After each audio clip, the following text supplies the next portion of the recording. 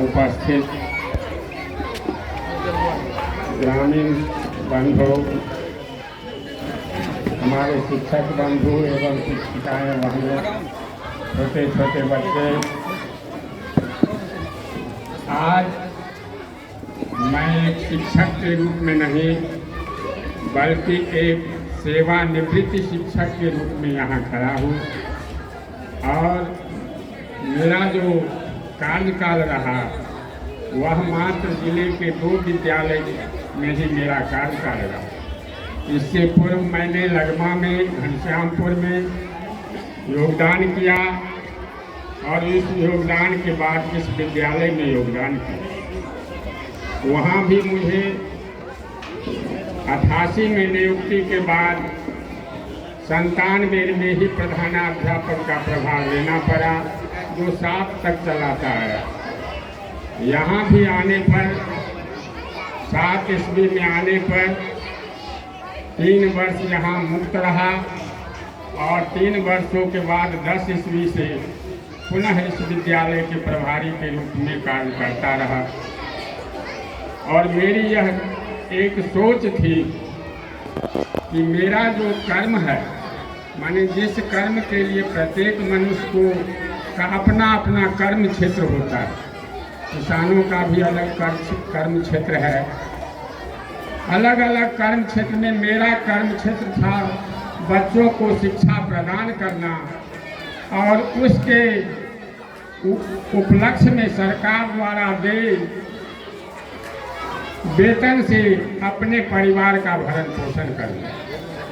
उस कर्म को मैंने प्रयास रखा कि शिक्षा देना मेरा कर्म है, तो मैं किसी भी विद्यालय में रहूं तो सबसे अधिक ध्यान यह रखूं कि हमारा वर्ग व्यवस्था चल रहा है कि नहीं। दूसरी सोच थी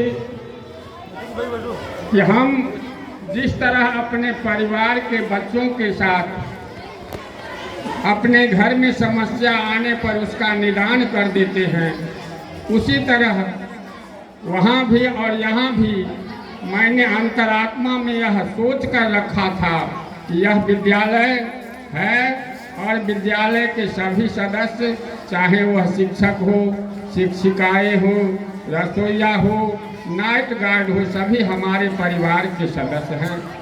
और परिवार के सदस्य को मानकर इसी दृष्टिकोण से अपना कार्य का संपादन करते रहा और उस कार्य में मुझे लगमा में भी और हावीडी में भी बहुत सुंदर सहयोग अपने कर्मियों से मिला और उस सुंदर सहयोग के बल पर ही कुछ न कुछ शिक्षा के क्षेत्र में अपने बच्चों के लिए प्रयासरत जिस क्षेत्र में रहा, तो कुछ न कुछ उसको शिक्षा मिलती रही।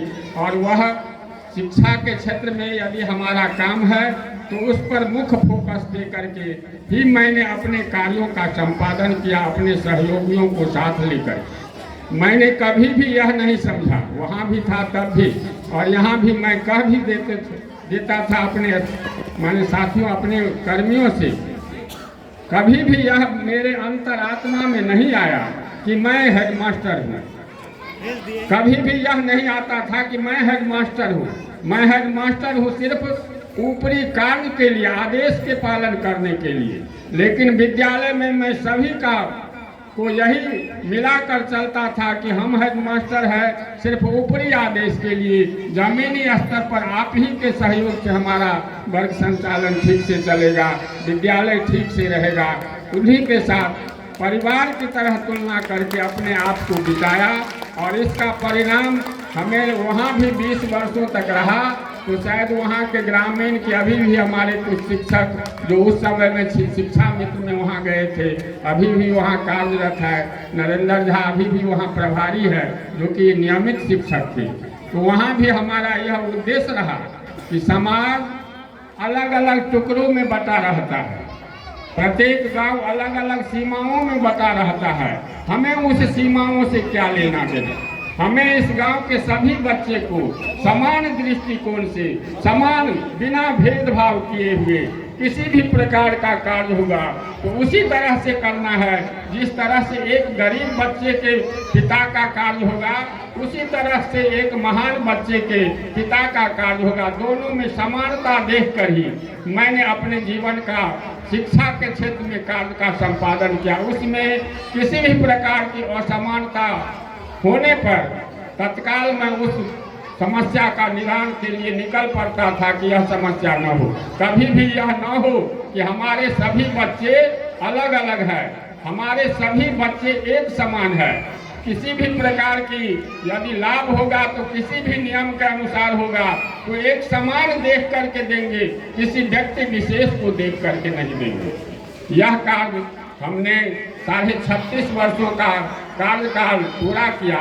उस 36.5 वर्षों में 13 वर्ष छोड़कर बाकी प्रभारी के रूप में रहा और उस प्रभारी के रूप में इस उत्तरदायित्व का अपने आप अंतरात्मा में कबूल कर लिया था कि हमें समानता के साथ ही विद्यालय परिवार में यदि 9 बजे विद्यालय प्रवेश कर जाता था तो 9 बजे के बाद मैं यह नहीं अपने अंतरात्मा में कभी रखता था कि मैं शेर का निवासी हूँ, कुछ नहीं।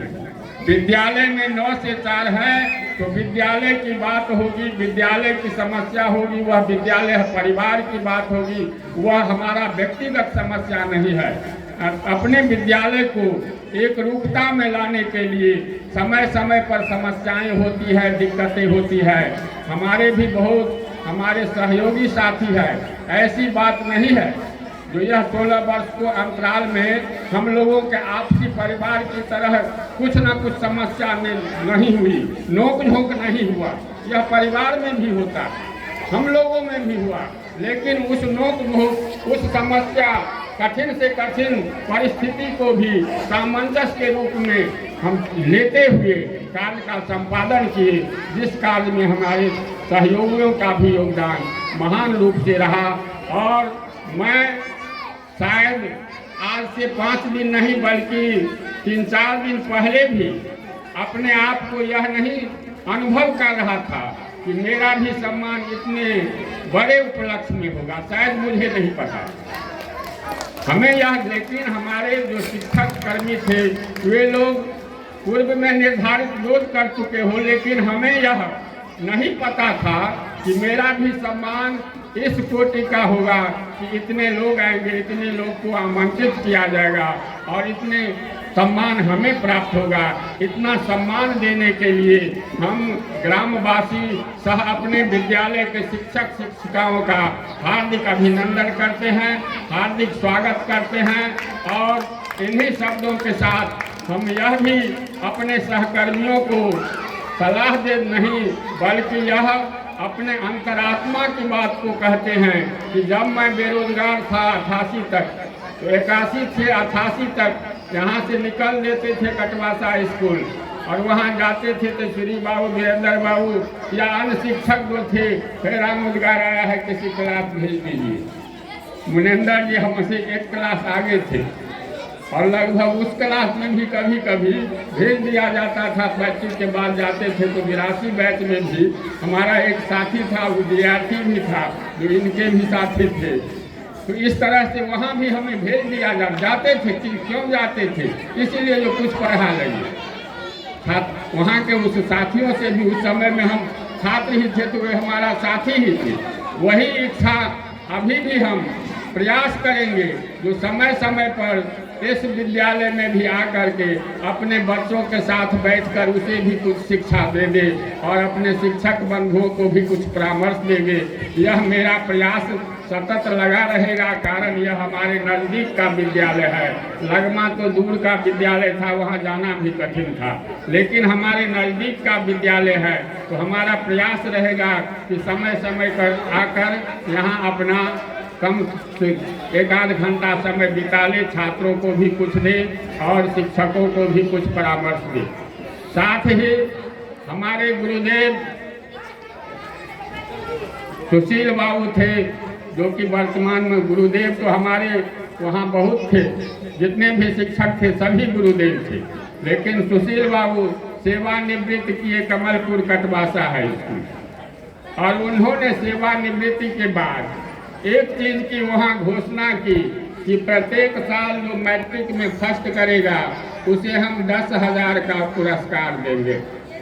तो अपने गुरुदेव के ही चरणों में समर्पित करके मैं भी इस मंच से कहना चाहता हूँ कि जब तक रहूँगा प्रयास करूँगा कि इस विद्यालय के माध्यमिक में प्रथम आने वाले छात्रों को 10,000 रुपये का पुरस्कार देंगे। अपने गुरुदेव के कार्यों को आगे बढ़ाते हुए यह भी मैं इस मंच से अभी घोषणा करता हूं कि उस कार्य को मैं इस विद्यालय में भी उन्हीं के नकल के आधार पर, समझिए मेरी अपनी अंतरात्मा नहीं कहेगी मान लीजिए, लेकिन उनके ही चरणों के नकल के आधार पर ही हम यह घोषणा करते हैं कि प्रत्येक वर्ष इस विद्यालय के प्रथम आने वाले छात्रों को 10,000 रुपये का नगद भुगतान देंगे।